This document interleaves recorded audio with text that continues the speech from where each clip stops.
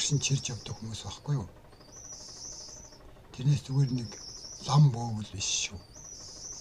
Тийм учраас би өнөөдөр гоцолж хоримтлалын агуу хүчний тухай ярих гэж бодсон юм. Ингээд бүгдээрэнд нь мэд хүргэе. Яагаад хоримтлалын агуу хүч гэж нэрлсэн бэ гэх юм бол бичлэгээ нэрлсэн бэ гэх юм бол би өөрөө урд нь хоримтлалгүй байжгаад хоримтлалаа болсноос хойш миний амьдрал эрс өөрчлөгдсөн.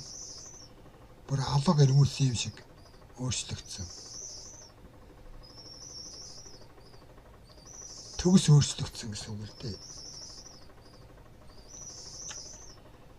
Хоримтлал эдийн засгийн болоод сэтгэл зүйн сахлах баттай байна гэдэг бол хоримтлалын яалтчгүй салшгүй нэг хэсэг нь байхгүй юу?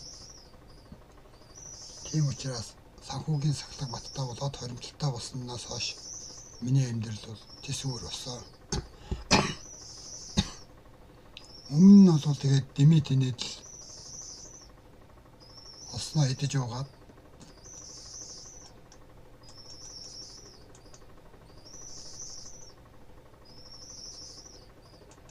тэгээд явж идэг байсан л да ер нь бол